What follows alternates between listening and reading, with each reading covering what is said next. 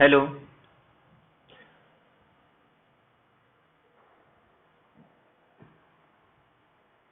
Hello, am audible?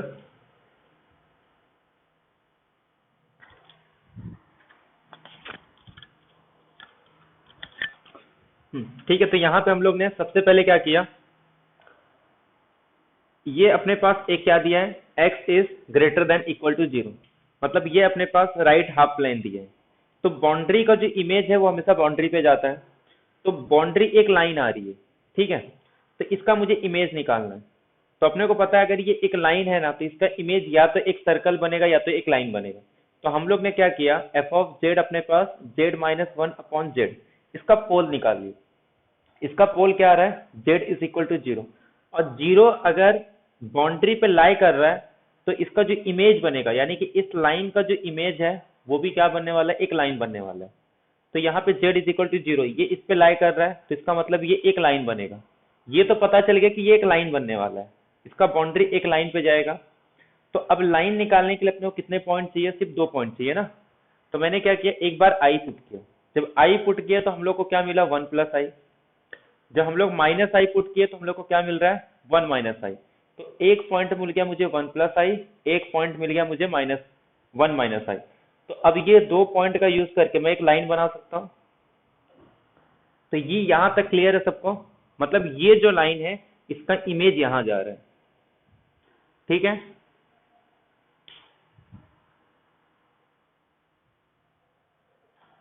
अब मेरा काम क्या है, सिर्फ ये देखना है कि ये जो इसका जो इमेज है, अगर एक पॉइंट का भी इमेज अगर ये साइड आ गया ना, इसका मतलब इसके जितने भी पॉइंट है उनका इमेज राइट साइड में आएगा, ठीक है।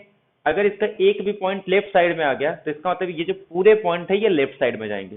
तो अब हम लोग क्या करेंगे, एक बार 1 को पुट कर देते हैं। तो F of Z is equal to Z minus one upon Z. अगर मैं 1 को पुट कर रहा हूं तो 1 की इमेज क्या जा रही है यहाँ पे, 0, और 0 कहाँ है यहाँ पे, मतलब इसका इमेज किस साइड आ रहा है, ये साइड आ रहा है। समझ में आया सबको ये, मतलब यहाँ का राइट हाफ प्लेन यहाँ पे कहाँ चले गए, इसके लेफ्ट हाफ प्लेन पे चले गए, ठीक है। तो ये जो है, अब इसको मैं बना सकता हूँ, ये है क्या, क्या है ये, इसका इक्वेशन बताओगे, ये अपने पास 1 है। तो u इज लेस देन 1, मतलब x इज ग्रेटर देन 0 का image u is less than 1 आ रहा है under mapping w is equal to Z minus one upon Z. समझ में आया सबको ये, एक तो हम लोग ऐसे निकाल सकते या तो पुट करके निकाल ले, दोनों समझ में आया सबको। या तो ये एक था कि z की वैल्यू इन टर्म्स ऑफ मैं x और y के फॉर्म में निकाल के x की वैल्यू यहां पुट कर दूं, उससे भी मुझे यही मिलेगा। या फिर मैं डायरेक्ट में निकाल रहा हूं बाय डायग्राम का यूज करके। ये क्लियर है सबको?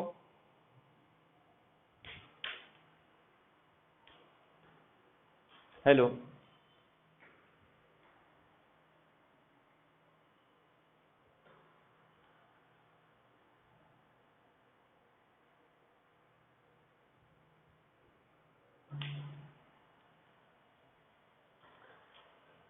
तो ये इस तरीके से, अब एक क्वेश्चन आया था लास्ट ईयर, वो भी देख लेते हैं हम लोग।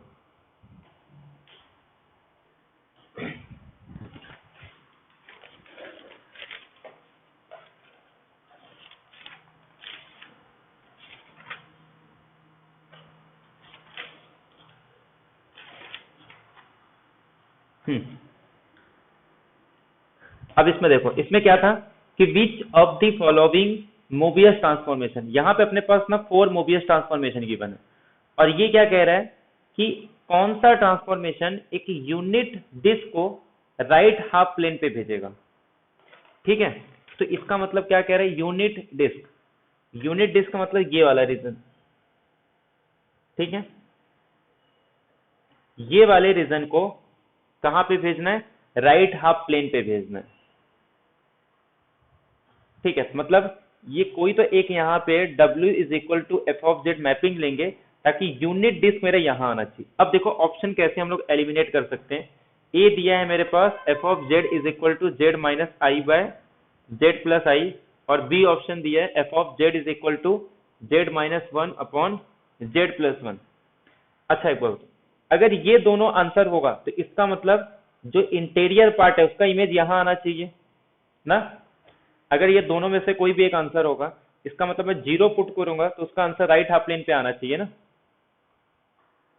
क्योंकि इंटीरियर पार्ट जो भी लूंगा वो इसका इमेज भी यहाँ पे होगा। तो एक काम करता हूँ, जीरो पुट कर देता हूँ। तो एफ ऑफ जीरो का इमेज यहाँ पे क्या आ रहा है, -1। यहाँ पे भी जो एफ ऑफ जीरो पुट करूंगा -1, क्या -1 मेरे रीजन में आ रहा है, ये यहाँ आ रहा है। तो इसका मतलब ये दोनों ऑप्शन एलिमिनेट हो गए मेरे। अब बचा सी और D. F of Z is equal to 1 plus Z upon 1 minus Z, और D is equal to F of Z is equal to I 1 plus Z upon 1 minus Z. इसमें put करके देखते हैं। इसमें जीरो पुट करेंगे तो क्या आएगा 1, इसमें जीरो पुट करेंगे तो आंसर क्या आने वाला है, ये दोनों जीरो आई, ये दोनों लाई कर रहे हैं।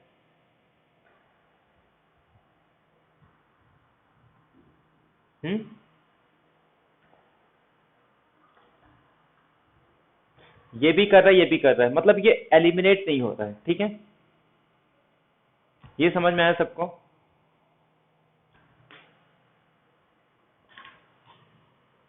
हेलो, तो जो हम लोग पहले चार ऑप्शन को पुट करके निकालते, अब अपना पहला दूसरा ऑप्शन तो एलिमिनेट हो गया, अब मुझे सिर्फ ये दोनों चेक करना है। तो अब ये कॉम्प्लिकेटेड लग रहा है, तो एक काम करते हैं, पहले इसको चेक कर लेते हैं। अगर ये आ गया तो यही राइट होगा, अगर ये नहीं आया तो फिर इसको चेक करने की जरूरत नहीं है। तो पेपर में ऐसे ही करना है, बाकी दो तो एलिमिनेट हो गया, इसको चेक करने से अच्छा मैं ये चेक कर दूं। अगर ये होगा तब भी ये आंसर है, अगर ये नहीं होगा तो इसको चेक मत कर देना, डायरेक्ट डी आंसर टिक कर देंगे। तो पहले चेक कर लेते हैं कि इसका आंसर ये आ रहा है, और कैसे चेक करते ही अपने को पता है। ठीक है, तो अपने पास W क्या गिवन है, 1 plus Z upon 1 minus Z. तो मैं क्या करता हूँ, इसको जेड के टर्म्स में निकाल लेता हूँ। तो W 1 minus Z 1 plus Z, जब यहां से एक काम करते हैं, यहां से जेड को कॉमन ले लेते हैं, तो ये आ जाएगा 1, और जब इसको राइट साइड में लेके आएंगे तो ये W आ जाएगा, और ये 1 को ये साइड लेके आ जाते हैं, तो W माइनस 1। तो ये आ जाएगा Z is equal to W minus 1 W plus 1। ये क्लियर है सबको, ये जेड आ गया अपने पास।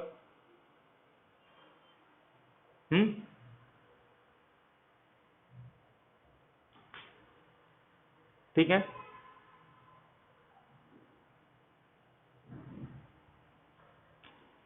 सही है ये। अब इसकी वैल्यू उठा के पुट कर देते हैं। यूनिट डिस्क का मतलब क्या होगा, modulus of Z is less than 1। Z की वैल्यू अपने को पता है, W minus 1 upon W plus 1 is less than 1। अब इसको पूरा सॉल्व करने की जरूरत नहीं है, यहाँ पे W है, इसको U प्लस आई वी लिख सकता हूँ, इसको U प्लस आई वी लिख सकता हूँ। रियल पार्ट है तो यहाँ पे इमेजनरी पार्ट सिर्फ V बचेगा, यहाँ पे भी U प्लस 1 लिखेंगे तो सिर्फ इमेजनरी पार्ट V बचेगा। तो जब उसका हम लोग स्क्वायर लेंगे ना, तो यहाँ पे U माइनस 1 का स्क्वायर प्लस V स्क्वायर, ऐसे यहाँ पे ये आ जाएगा U प्लस 1 का स्क्वायर प्लस V का स्क्वायर। तो ये तो वैसे ही कैंसिल हो गया, यहाँ से एक U स्क्वायर आएगा, U स्क्वायर वो भी कैंसिल, 1 1 वो भी कैंसिल, सिर्फ क्या बचेगा यहाँ पे -2U और यहाँ पे +2U। ठीक है, इसको ये साइड लेके आएंगे तो U की वैल्यू ग्रेटर देन 0। तो ये आ रहा है अपने पास राइट हाफ प्लेन। इसका मतलब सी ऑप्शन करेक्ट हो गया, तो डी ऑप्शन अपना इनकरेक्ट हो जाएगा। ठीक है, समझ में आया सबको। चारों ऑप्शन चेक करने से अच्छा था कि पहले दो ऑप्शन तो एलिमिनेट हो गए, अब बचा थर्ड और फोर्थ।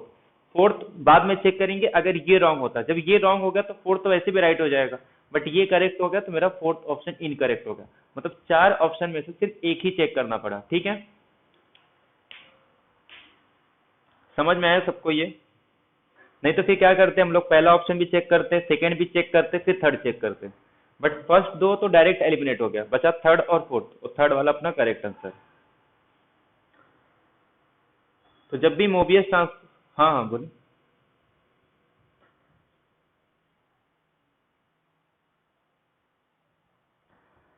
यूवी प्लेन है ना ये यू एक्सिस, ये V axis. U greater than 0 कब होगा, जैसे x is greater than 0 X Y plane में, तो x एक्सिस ग्रेटर देन मतलब ये x लेस देन जीरो मतलब ये, y ग्रेटर देन जीरो मतलब ये, और y लेस देन जीरो मतलब ये। ठीक है, ऐसे यूवी प्लेन के अंदर अगर u ग्रेटर देन जीरो है तो right half plane, u less than zero है तो लेफ्ट हाफ प्लेन, ऐसे v पे कंडीशन होगा। ठीक है, अपर हाफ प्लेन और लोअर हाफ प्लेन। क्लियर है सबको ये?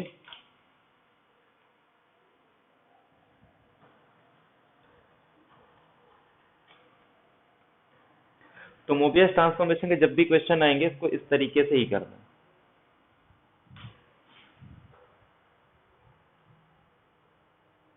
अच्छा, इसका 1 plus Z upon 1 minus Z, A D minus B C minus 1।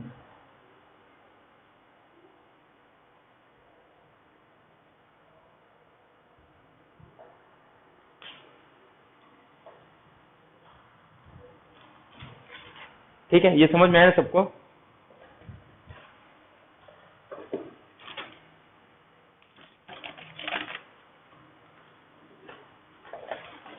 और तो ज्यादा इसका क्वेश्चन ज्यादा पूछते ही नहीं है, लेकिन अब पूछ रहे इसके लिए पूरा डिटेल में कर लेते। ठीक है, ज्यादा क्वेश्चन इसका पूछा नहीं है। 221। अच्छा, ये एक क्वेश्चन पूछा था, ये तो बहुत सारे ऐसे मैपिंग मिल जाएंगे। The number of Mobius transformation which map the real line onto the unit circle. अब देखो, जितने भी मोबियस ट्रांसफॉर्मेशन है वो लाइन को हमेशा कहाँ भेजता है? सर्कल पे भेजेगा या तो लाइन पे भेजेगा। ठीक है, तो ऐसे बहुत सारे रियल लाइन मिल जाएंगे जो उसको यूनिट सर्कल पे भेजेंगे। तो ये इनफाइनटली में नहीं आएगा, एक ऑप्शन नहीं रहेंगे, बहुत सारे रहेंगे। अगर एक भी मिल गया तो हम लोग उसको कांस्टेंट वगैरह से मल्टीप्लाई करके इनफाइनाइट बना सकते हैं। ठीक है, तो कैलकुलेशन वाला सिर्फ इसी बार पूछा था, उसके पहले पूछा नहीं था। ये क्रॉस रेशो वाला भी करेंगे ये, और एक तो ये पूछा है। ठीक है, तो बाइलिनियर ट्रांसफॉर्मेशन का देखा जाए तो ये पहला ही क्वेश्चन है। इसके पहले मतलब इतने टॉपिक तक तो अभी एक भी क्वेश्चन नहीं पूछा है। तो यहां तक बाइलिनियर ट्रांसफॉर्मेशन क्लियर है सबको? तो बाइलिनियर ट्रांसफॉर्मेशन हो या कोई भी ट्रांसफॉर्मेशन हो, सबसे पहला स्टेप यही करना कि डब्ल्यू एफ ऑफ जेड दिया है तो जेड को यूवी के फंक्शन में लिखना, और जो भी डोमेन यहाँ पे गिवन होगा उस पर पुट करके उसको सॉल्व करके जो भी रीजन आएगा वो। एक तो ये है, या तो डायरेक्ट भी अगर थ्योरी बेस पे है तो पॉइंट याद रखना है कि लीनियर ट्रांसफॉर्मेशन है तो इमेज क्या होगा, सर्कल सर्कल कहाँ पे जाएगा, लाइन कहाँ पे जाता है। अगर इन्वर्जन मैप है तो ओरिजिन से पास होगा, नहीं ओरिजिन से पास होगा। अगर बाइलिनियर ट्रांसफॉर्मेशन है तब भी याद रखना कि लाइन हमेशा सर्कल या लाइन पे जाएगा। अब वो भी डिपेंड करता है कि जिसको पोल उसकी बाउंड्री पे है या नहीं। ठीक है, तो बाइलिनियर ट्रांसफॉर्मेशन में किसी को डाउट है? हाँ, अब बाइलिनियर ट्रांसफॉर्मेशन को हम लोग प्रूव कर सकते हैं, ये एसोसिएटिविटी होता है, क्लोजर प्रॉपर्टी भी होता है कि मतलब अगर मैं कंपोजिशन मैपिंग ले रहा हूँ बाइलिनियर ट्रांसफॉर्मेशन का तो वो भी बाइलिनियर ट्रांसफॉर्मेशन होता है। जैसे अगर मैं एक F of Z A Z plus B C Z plus D ले रहा हूँ, और एक G of Z suppose A one Z plus B one C one Z plus D one. ठीक है, और यहाँ पे A D minus B C is non zero, यहाँ पे A one D one minus B one C one is non zero. तो जो इसका कंपोजिशन मैपिंग लेंगे ना तो वो भी एक लीनियर ट्रांसफॉर्मेशन, सॉरी एक बाइलिनियर ट्रांसफॉर्मेशन आता है। पोल जिस पॉइंट पे ये जीरो होगा, सी जेड प्लस डी, ये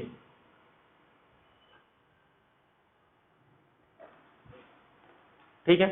तो अब इसका कंपोजिशन मैपिंग लेंगे तो वो भी एक बीटी होगा, मतलब बाइलिनियर ट्रांसफॉर्मेशन। तो इससे अपना क्लोजर प्रॉपर्टी सेटिस्फाई हो जाता है।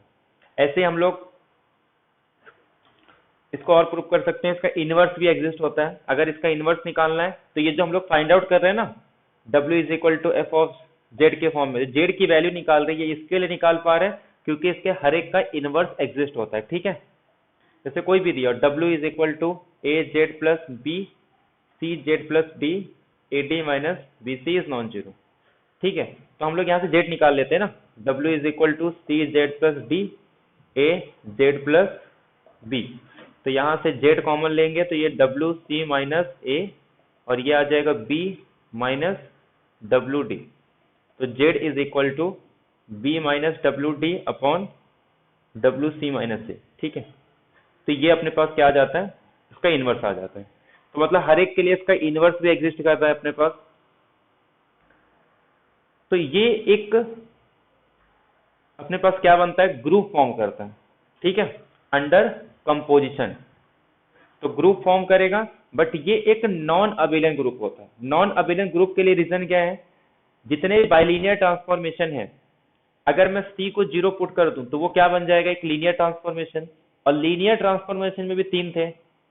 अगर वो ट्रांसलेशन है तो उस केस में वो कम्यूटेटिव नहीं होता, वो ऑलरेडी हम लोग स्टार्टिंग में प्रूव करके आ चुके हैं। ठीक है, तो इसीलिए ये एक under composition non abelian group form करता है if AD minus BC is non zero. ठीक है, क्लियर है सबको यहां तक? हेलो, यहां तक किसी को कुछ डाउट है? अब नेक्स्ट हम लोग एक पढ़ते हैं फिक्स पॉइंट। फिक्स पॉइंट मतलब ऐसा पॉइंट, किसी जेड नॉट को हम लोग फिक्स पॉइंट बोलेंगे किसी बाइलिनियर ट्रांसफॉर्मेशन का, if F of Z not is equal to Z not, मतलब जेड नॉट पुट करने पे वही जेड नॉट आ जाए, या फिर किसी भी ट्रांसफॉर्मेशन का अगर वो पॉइंट पुट करने पे वही आंसर आ गया तो उसको हम लोग क्या बोलते हैं, फिक्स पॉइंट बोलते हैं। तो लीनियर ट्रांसफॉर्मेशन में भी इसको चेक कर सकते हैं या बाइलिनियर ट्रांसफॉर्मेशन में भी। अब बाइलिनियर ट्रांसफॉर्मेशन में अगर मान लो एक बाइलिनियर ट्रांसफॉर्मेशन ले रहा हूं, ए Z plus B upon C Z plus T. अगर कोई पॉइंट इसका बाइलिनियर ट्रांसफॉर्मेशन है तो इसका मतलब क्या होगा कि W ऑफ जेड पुट करने पे जेड आएगा, मतलब A Z plus B upon C Z plus D is equal to Z. ठीक है, तो ये आ जाएगा A Z plus B is equal to C Z square plus D Z. तो ये आ जाएगा C Z square plus D minus A Z minus B is equal to 0। तो अब बताइए कितने पॉइंट पे, ज्यादा से ज्यादा कितने ऐसे पॉइंट है जिसपे ये इक्वल आ सकता है? मैक्सिमम पॉइंट कितने हो सकते हैं? 2। ज्यादा से ज्यादा कितने हो सकते हैं? 2 हो सकते हैं। 1 भी हो सकता है, 2 भी हो सकता है। 1 कब होगा, जब इसके इक्वल रूट्स आएंगे, या फिर 2 होंगे। 2 से ज्यादा हो नहीं सकते क्योंकि ये क्वाड्रेटिक इक्वेशन है। जेड की 2 ही ऐसी वैल्यू होगी जिसपे ये इक्वल आएगा। तो किसी भी बाइलिनियर ट्रांसफॉर्मेशन के पास ज्यादा से ज्यादा कितने फिक्स पॉइंट हो सकते हैं? और याद रखना सी नॉन जीरो, लीनियर ट्रांसफॉर्मेशन के लिए नहीं। लीनियर ट्रांसफॉर्मेशन को हटा देते हैं यहाँ से क्योंकि लीनियर ट्रांसफॉर्मेशन को अलग से डिस्कस करते हैं। तो सी को नॉन जीरो लेके चलते हैं। मतलब अगर एक non linear transformation bilinear transformation है, उस केस में उसके पास मैक्सिमम कितने लीनियर ट्रांसफॉर्मेशन हो सकते हैं? तो 2 हो सकते हैं, एटमोस्ट 2 फिक्स पॉइंट हो सकते हैं। क्लियर है सबको ये?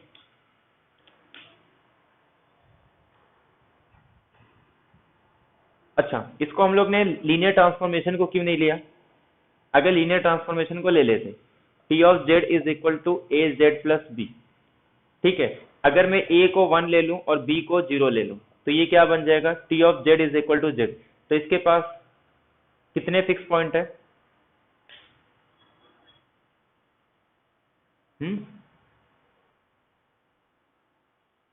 अरे 1 होंगे कि अनकाउंटेबल होंगे? इनफाइनिटी में नहीं होंगे ना।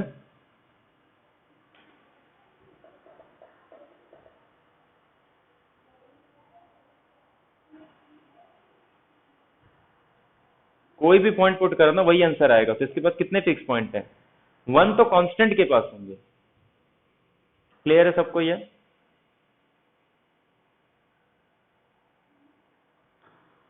समझ में आया सबको ये?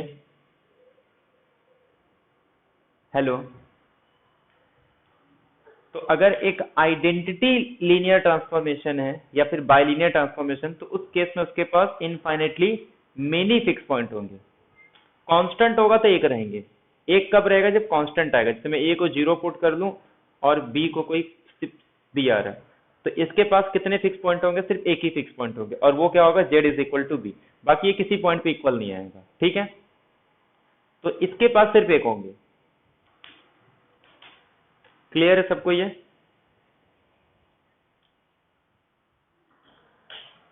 कैसे? अगर मैं मान लो एफ ऑफ जेड को 2 + i ले रहा हूँ, किस पॉइंट पे इक्वल आएगा ये?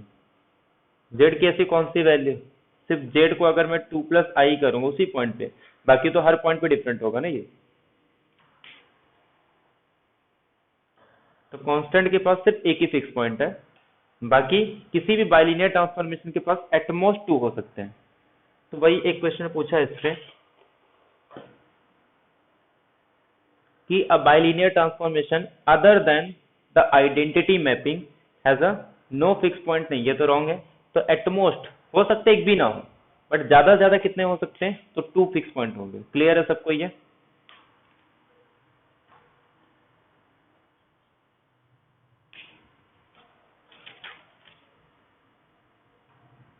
और जैसे अगर लीनियर ट्रांसफॉर्मेशन है ना, तो उसके पास एक इन्फिनिटी हमेशा एक फिक्स पॉइंट आ जाता है।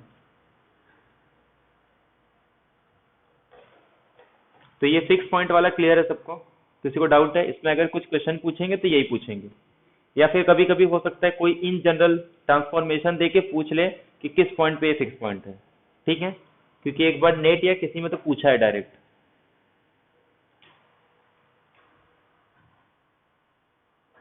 ठीक है, एक अपने पास आता है क्रॉस रेशो। इसका यूज एक तो इसके लिए करते हैं, जैसे अगर अपने को कोई 3 पॉइंट दे दिया, ठीक है। यहाँ पे जैसे अगर मान लो कोई पॉइंट 1 दे दे, 0 दे दे, इन्फिनिटी दे दे, और ये पूछे कि एक ऐसा मैपिंग ढूंढो कि 1 का इमेज कुछ Z1 आ रहा है, इसका इमेज कुछ Z2 आ रहा है, इसका इमेज कुछ Z3 आ रहा है, ठीक है। तो अपने को अगर एक बाइलिनियर ट्रांसफॉर्मेशन फाइंड आउट करना है जिसका इमेज यही हो, ठीक है, तो उसके लिए हम लोग क्रॉस रेशियो का यूज करते हैं, क्योंकि under cross ratio bilinear transformation invariant होता है। मतलब ये इसकी इमेज Z1 पे जाएगी 0, इस पे इन्फिनिटी, ठीक है। तो क्रॉस रेशियो का यूज करते हैं। पहले समझते क्रॉस रेशियो है क्या। मान लो कोई भी अपने को 4 पॉइंट दिया है, Z1, Z2, Z3, Z4, इसका निकालना अपने को क्रॉस रेशियो। तो ये आता है, इसको कुछ इस तरीके से लिखेंगे, Z1 minus Z2, Z2 minus Z3, Z3 minus Z4 और Z4 माइनस Z1, ठीक है।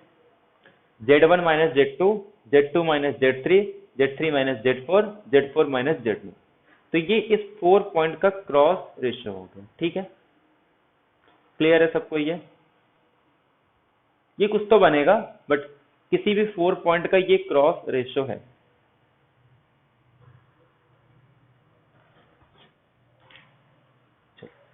अब मैं एक काम करता हूं,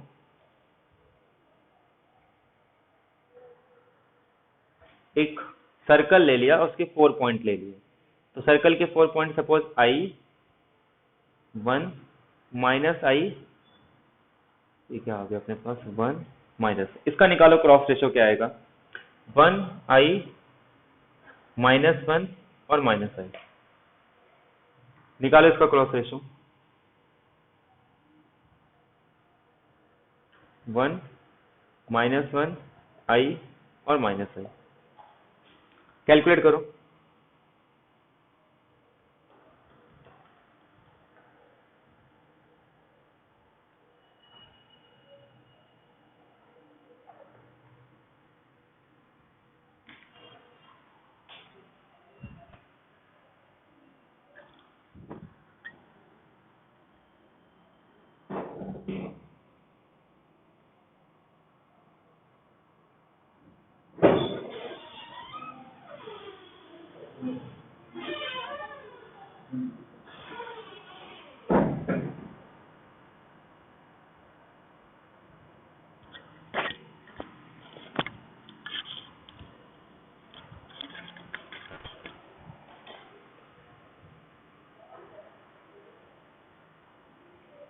आया किसी का?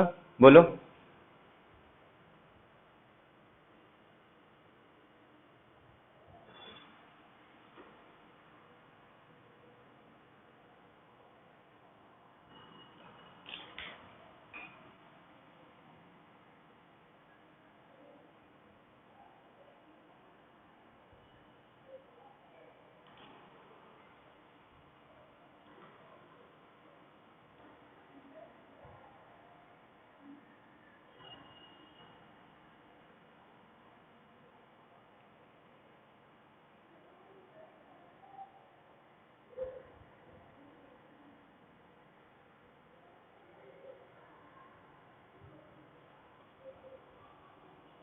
बोलो इतना टाइम नहीं लगना चाहिए, फटाफट निकालो,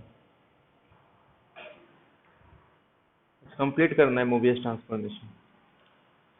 क्योंकि इसको लास्ट में करते हैं ना तो फिर ये टॉपिक होता नहीं है। बाकी सब कैसा है, वो सब तो सिंगुलैरिटी वगैरह वो सब तो सिंपल सिंपल है। क्या आ रहा है इसका आंसर बोलो, इसका भी निकालो और 0 -1 1 2 इसका भी निकालो। यार ये तो आ ही जाएगा, ये तो अच्छे है, इसका निकालो 0 1 + i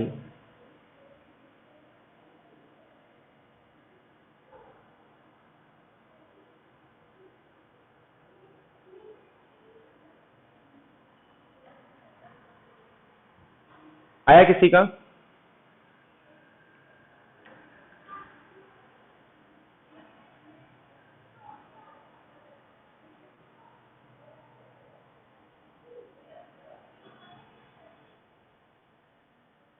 1 + 1 -1 -i i + i -i -1। ठीक है, यहाँ से माइनस कॉमन, यहाँ से माइनस कॉमन, i + 1 1 + i का whole square upon 2i 2 4i 1 + i का square 2i 4i 2 2 cancel, i cancel, 1/2 1/2 आ रहा है। हेलो 1/2 आ रहा है सबका आंसर?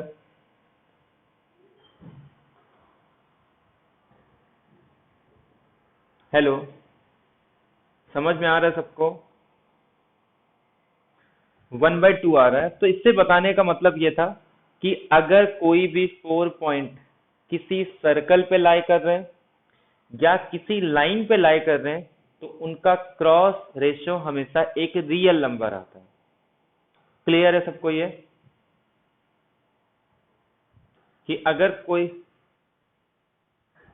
कोई भी 4 पॉइंट किसी सर्कल पे लाई कर रहे हैं या किसी लाइन पे लाई करेंगे तो उनका जो क्रॉस रेशियो है उसका आंसर हमेशा एक रियल नंबर आने वाला है। अगर इसका क्रॉस रेशियो निकाल रहे हैं, हाफ आ रहा है, एक रियल नंबर आ रहा है। अगर मैं इसका भी क्रॉस रेशियो निकालूंगा तो वो भी एक रियल नंबर आएगा, क्योंकि वो एक लाइन का ही पॉइंट ले रहा हूँ मैं, y = x, इस लाइन के पॉइंट ले रहा हूँ। 0 1 + i 1 - i 2 + i, ठीक है, ये -1 i, ठीक है। तो जब भी कोई पॉइंट किसी सर्कल या किसी लाइन पे लाई कर रहे हैं तो उनका क्रॉस रेशियो रियल आएगा। पॉइंट क्लियर है सबको? हम्म,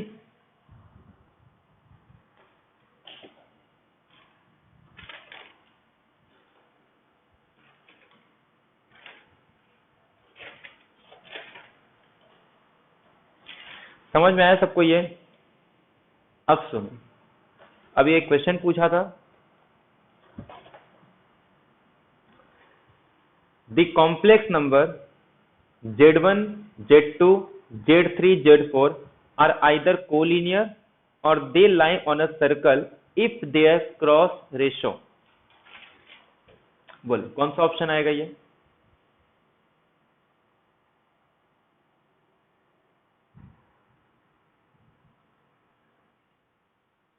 हाँ ठीक है, तो सीधे सीधे वो स्टेटमेंट है, कुछ पॉइंट दिया नहीं है, इसका मतलब ये निकाल भी नहीं सकते। और सब में से यूनिक क्या दिख रहा है? अगर एग्जाम में नहीं भी कुछ है ना, निगेटिव मार्किंग तो रहता है नहीं, तो सबसे यूनिक यही दिख रहा है। इसमें दो अलग अलग यूनिक बता सकते हैं, एक तो इसको भी यूनिक बोल सकते हैं, इसको भी यूनिक बोल सकते हो। ये सिंगल है, प्योरली इमेजनरी, या तो 5 टिक करना या तो 1 + i टिक करना। बट अगर स्टेटमेंट पता है तो रियल नंबर ही होगा। तो अगर कोई भी 4 पॉइंट का क्रॉस रेशियो अगर रियल नंबर आता है, इसका मतलब वो पॉइंट या तो सर्कल पे लाई कर रहे हैं या तो वो कोलिनियर, कोलिनियर मतलब एक लाइन पे जो पॉइंट रहते हैं वो कोलिनियर ही रहते हैं ना। क्लियर है सबको ये? ठीक है, तो ये एक हो गया। अब एक आखिरी टॉपिक बचा है इसी में कि अगर मान लो बाइलिनियर ट्रांसफॉर्मेशन फाइंड आउट करना है तो क्या करेंगे। जैसे मान लो एक Z1 Z2 Z3 Z4, इनका इमेज आ रहा है W1 W2 W3 W4। तो क्या करना है, जो इनका क्रॉस रेशियो है ना वो चेंज नहीं होता अंडर बाइलिनियर ट्रांसफॉर्मेशन। मतलब Z1 Z1 minus Z2, Z2 minus Z3, Z3 minus Z4, Z4 minus Z1। यहाँ पे क्रॉस रेशियो निकालो या फिर उनकी इमेज का क्रॉस रेशियो निकालो, वो सेम होते हैं।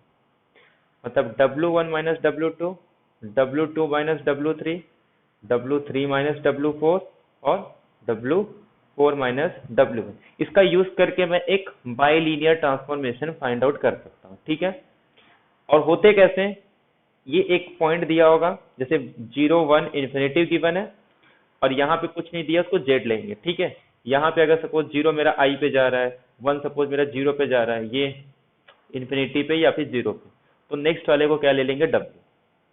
तो ये मेरे पास Z1 Z2 Z3 Z4, ये मेरे पास W1 W2 W3 W4, सिर्फ तीन ही पॉइंट देते हैं और एक को क्या लेना है, Z और W, ताकि मेरा W जो है वो कुछ Z के टर्म्स में आएगा। क्लियर है सबको ये। तो अगर इनकेस कभी पूछ लिया, वैसे तो सेट में तो नहीं पूछेंगे क्योंकि बहुत टाइम लगता है इसको सॉल्व करने में, बट अगर पूछा तो इस तरीके से करना है। कुछ पॉइंट दिए होंगे, पुट करके सिर्फ इसको सॉल्व करना है, कैलकुलेशन पार्ट है ये, और जो भी आंसर आएगा वो अपने पास बाइलिनियर ट्रांसफॉर्मेशन होगा। क्लियर है सबको ये। सबसे इंपॉर्टेंट इसमें जो है ना, एक तो कुछ छोटे छोटे स्टेटमेंट है, बाकी वही कि जेड को इन टर्म्स ऑफ डब्ल्यू या डब्ल्यू को in terms of Z calculate करके जो भी डोमेन दिया पुट करके रीजन निकालो। यहां से ज्यादा चांसेस है कि क्वेश्चन आएंगे, इसमें ही नहीं नेट में भी आता है, गेट में भी आता है, बहुत इंपॉर्टेंट है ये, ठीक है।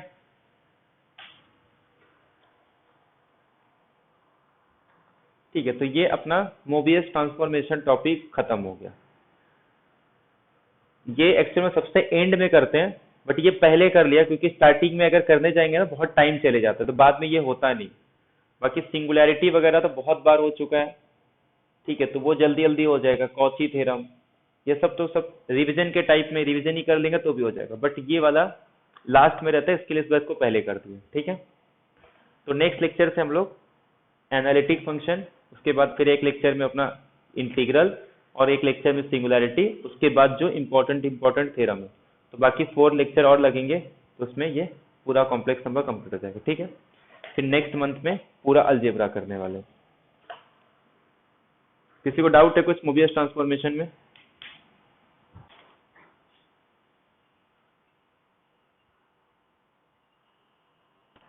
क्रॉस रेशियो इंफिनिटी,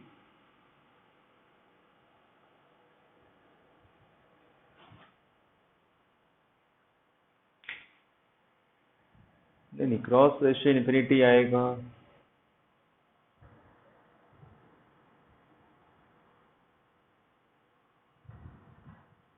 चेक करना पड़ेगा, ठीक है।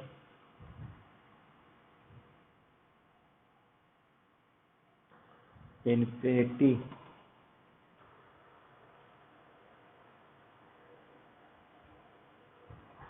ठीक है, चेक करना पड़ेगा, मतलब लेना पड़ेगा एग्जांपल, अगर आता होगा तो ठीक है। वैसे तो कुछ रिजल्ट वगैरह तो नहीं है इसमें कुछ कि नहीं आएगा, हो सकता है ना, कॉम्प्लेक्स नंबर भी हो सकता है, रियल नंबर भी हो सकता है। इन्फिनिटी एक्चुअली यहाँ पे जब हम लोग इन्फिनिटी लेते भी है ना, तो उसको एज अ एन वो करते हैं, जैसे नेचुरल इसमें लेते हैं ना एन टेंस टू, जैसे इन्फिनिटी आ भी गया ना, तो इन्फिनिटी को एन के फॉर्म में लिख के एन टेंस टू इन्फिनिटी, इस तरीके से करते हैं इसको हम लोग, ठीक है। बट क्रॉस रेशियो इन्फिनिटी आना चाहिए ना।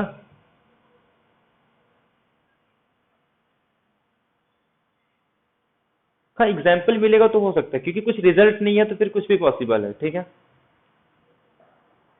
बस अपने को एक एग्जाम्पल मिलना चाहिए। वैसे मिल जाएगा, इन्फिनिटी तो आएगा ही ना, कोई एक वैल्यू पे तो इन्फिनिटी आ जाएगा, उसमें क्या। ठीक है, अगर एग्जाम्पल रहेगा तो भेज दो।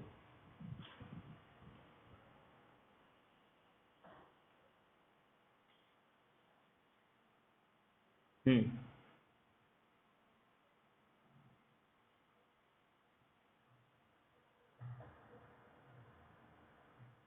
हाँ। हाँ। तो तो इससे क्या, नहीं जब तक ये नहीं पता रहेगा तो फिर इससे हम लोग बाइलिनियर ट्रांसफॉर्मेशन निकालेंगे, इससे क्रॉस रेशियो नहीं निकलेगा। मतलब एक बाइलिनियर ट्रांसफॉर्मेशन, तो ये डब्ल्यू भी पता होना चाहिए ना, तब एक किसी एक का क्रॉस रेशियो निकाल सकते हैं हम लोग। ठीक है।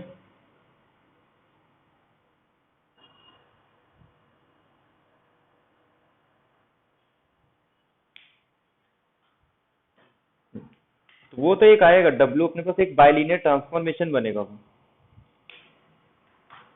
ठीक है, मैं बता दूंगा नेक्स्ट लेक्चर में, ठीक है, इन्फिनिटी होगा कि नहीं। ठीक है, फिर नेक्स्ट लेक्चर में कंटिन्यू करते हैं, ठीक है।